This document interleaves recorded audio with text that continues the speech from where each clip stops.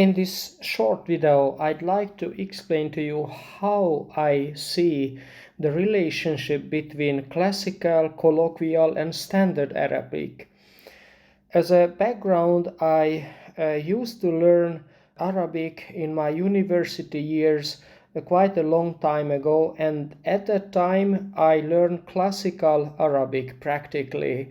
In Budapest, we have, in my opinion, a quite excellent Orientalistic department in universities here, and I had really brilliant teachers. So what we definitely were taught at that time is classical Arabic, mostly the grammar and some basic vocabulary, conjugations, and all of the rules. And one of the major concepts and ideas of my teachers were that, hey guys, if you want to learn Arabic in a non-Arabic country like in Budapest in Hungary, then you should focus on grammar, because here we can have excellent education for the grammar, translation, the vocabulary. And then when we really visit a country, an Arabic-speaking country, Egypt or Libya or Lebanon or wherever we could go, Maghreb countries, Morocco or Algeria, then there we could anyway learn the local dialects. Actually, during these years, I had no real clue, because we were not taught at all dialects. It was explained that is significantly different, but we were always taught that we shouldn't worry, because when we are there with the sound and extensive knowledge of the grammar and the classical vocabulary, then we definitely will be able to pick up the language in a couple of weeks, maybe in a couple of months, depending on how intensive is this process. Therefore, at that time, I really didn't spend any moment on dialects. However, today, after quite many years, again, my desire to pick up again, to review, revise my old knowledge of Arabic. I even had a certificate that time, and that certification process, examination, was really tough. So we had to really know the grammar, otherwise we were not allowed to pass the exams.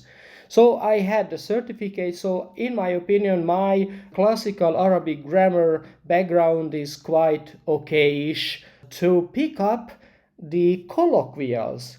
And this year, a couple of weeks ago, I decided, why not just have a look at the dialects? And I spent quite some hours, days, and weeks investigating and finding out what are the relationship. I also bought a number of books and documents about mostly Egyptian and Levantine Arabic, and because I was quite fluent in Arabic writing and reading and grammar, I mean classical grammar, it wasn't a big challenge for me to pick up quickly, at least to understand the basic differences of the pronunciation as well as the grammatical rules of these two dialects, Levantine and Egyptian.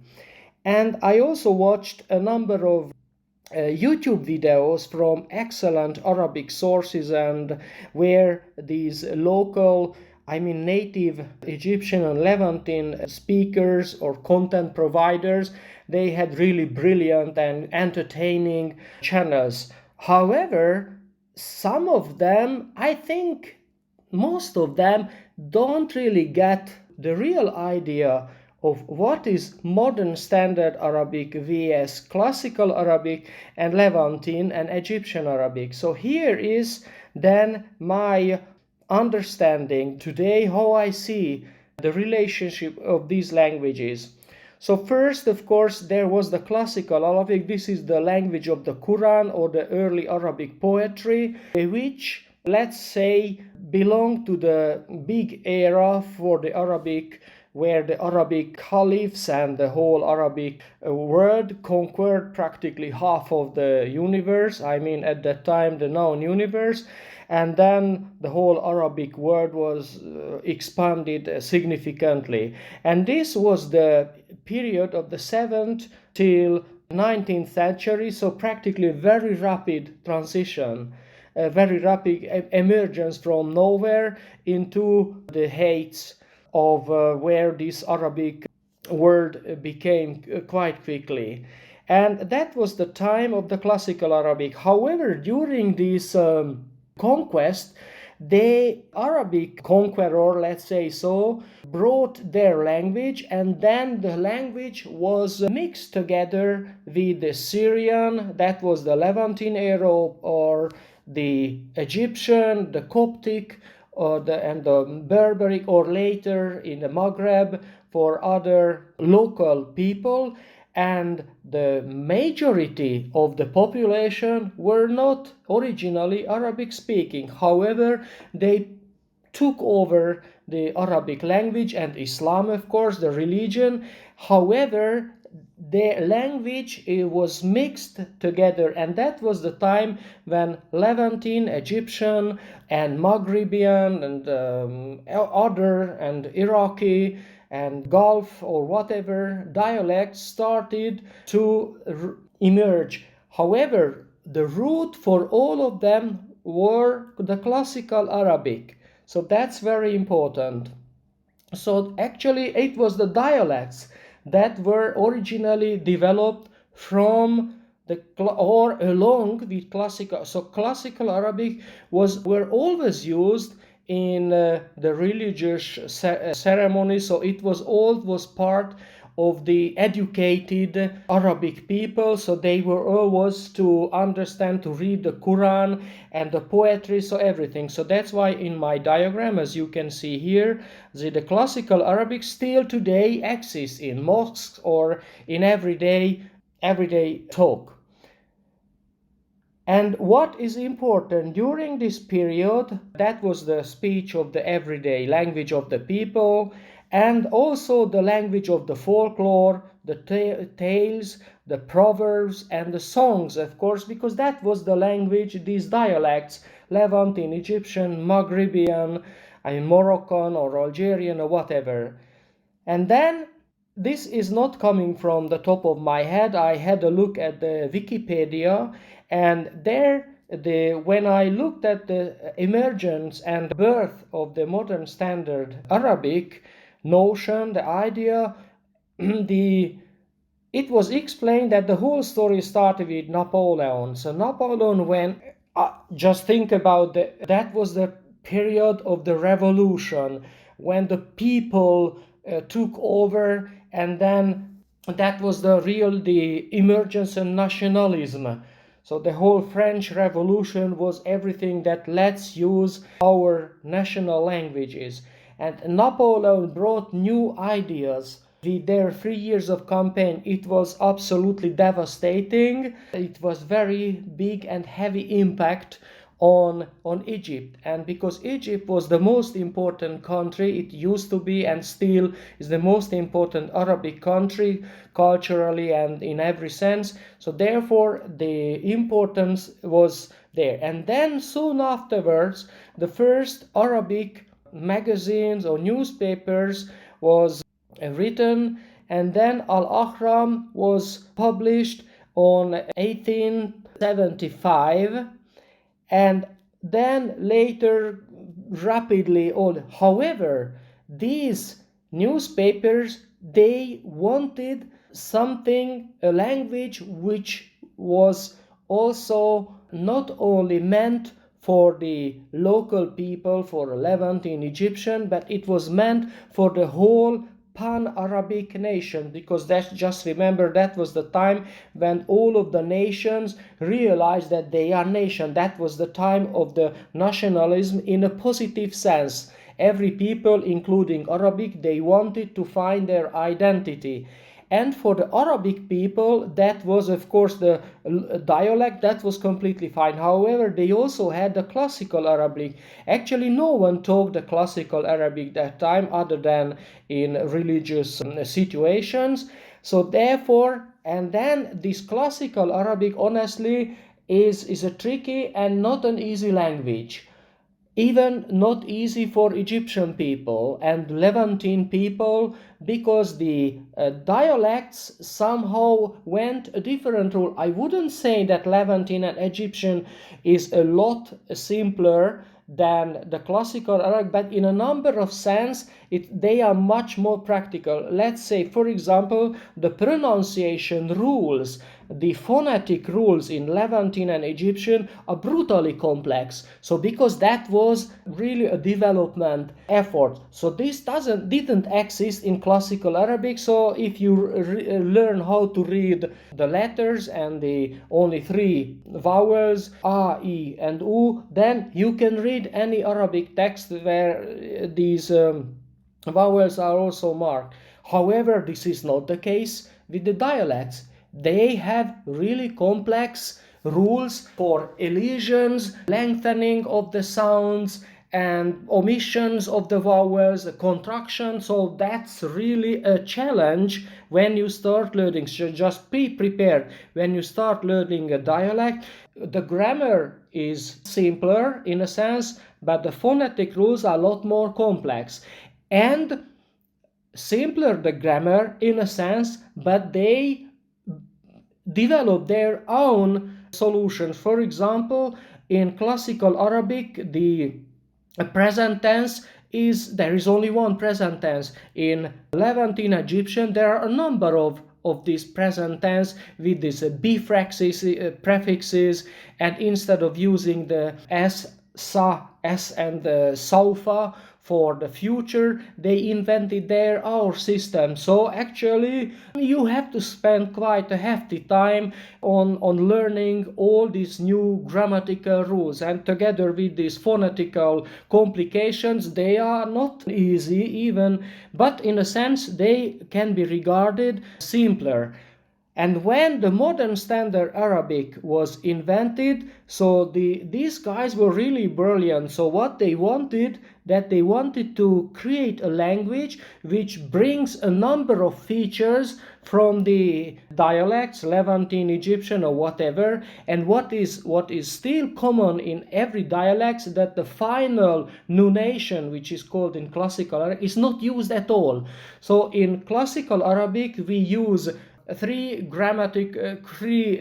cases for the nouns and adjectives. These are the nominal case, where the ending is u or un in indefinite mode, in accusative mode, where the ending is a or an for the indefinite state, and then there is the genitive, where it is e or in the nunation. So, and this is, and also for the conjugation, the final sound, for example, aktubu or kataba, this final a or u, whatever, they are simply dropped. So we say aktab or katab, and not the final vowel. So this was a very important and common feature.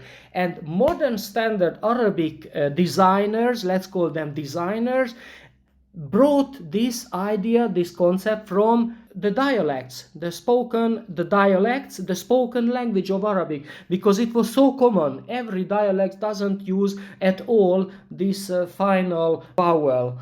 So therefore, they use this standard Arabic grammar without this final nunation, and they dropped completely the cases of the for the nouns and the adjectives. And then modern standard Arabic was created, which was used in newspapers, literature, modern literature, official documents, education, formal speech, and pan-Arabic communication, where this is still quite common. The dialect, of course, they are still healthy, and they are still there because the movies are spoken in the dialects, the daily verbal communication with friends on the everyday life is on the still the dialects, and of course popular songs or whatever songs, they are still on these dialects. So modern standard Arabic is still not a spoken language. I mean, not in an everyday life. Of course, it is spoken today. For example, when you are a learner, a non-native speaker, and you want to learn, the first thing, even in my opinion, that you should learn modern standard Arabic, because it gives you a very sound basis to pick up any of the dialects, and the vocabulary is significantly similar. But interestingly, the most important words, everyday words, of course, are completely different in everyday. For example, the yes in standard Arabic is naam, and in Egyptian, for example, is aywa. So and then also hada is the this, I mean the demonstrative pronouns, and in Egyptian Arabic, for example, this is di or da or dol. So these but when you look up a verb, for example, or the most of the nouns, yes, the root systems, so the basics are still applicable. So if you have a sound understanding the modern standard Arabic, then picking up Egyptian, Levantine, or other dialects would be a lot of sense. What is the key point here? That modern standard Arabic is not the basis of any of the dialects. It's the classical Arabic which was the basis.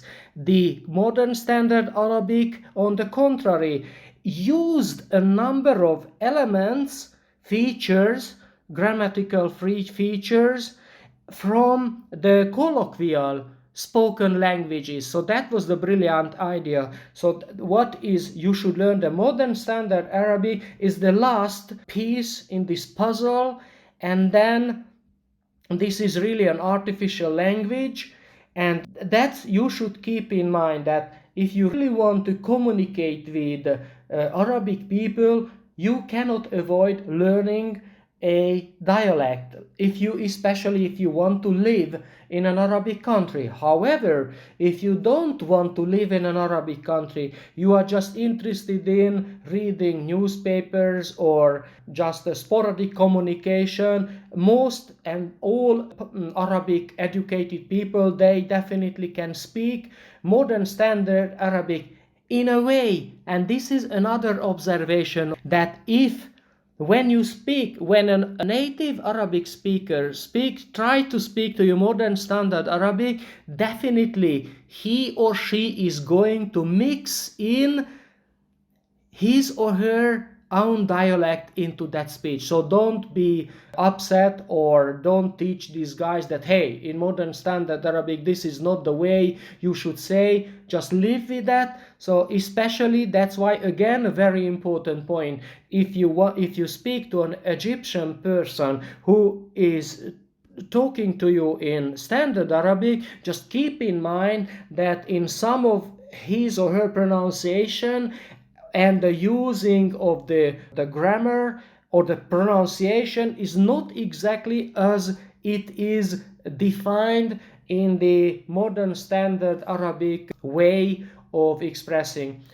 Again, and one more very important thing, that in the Arabic language, the consonants are the heart. These are terribly difficult. For example, they have sounds like ah or ha or ta or sad and z and th. All of these sounds are more or less available in all of the dialects. So that's again a very big, of course, a number of them are evaporated and simplified. However, for example, the ka in Arabic, there are two kind of K sound. One is this easy K, and the other is ka, like the Quran. And then in both of these dialects, for example, it was replaced with a simple glottal stop a. Quran. Of course, Quran is pronounced like Quran because this is classical Arabic. But for example, mas'ala, mas'ala, which is a problem, and rather than mas'ala or muskila, whatever, the modern standard Arabic is a bit different. Therefore, when you learn how to pronounce properly these consonants, then definitely you will be able to learn the consonants of the spoken languages because they are exactly the same. They are exactly the same. And that's very important. So this is how I see the relationship and the timeline, the evolution of all of these languages. So again, my final thought that if you love folklore, tales and proverbs, that's not in classical and not in definitely maybe in classical it's okay, but definitely not in modern standard. It is, they are written, they are used in local dialects because this was the language, the culture of the everyday people. So my friends, this was it. And then be prepared that I'm going to create a number of other videos how I progress with learning Egyptian or Levantine colloquial Arabic. Thank you for your attention.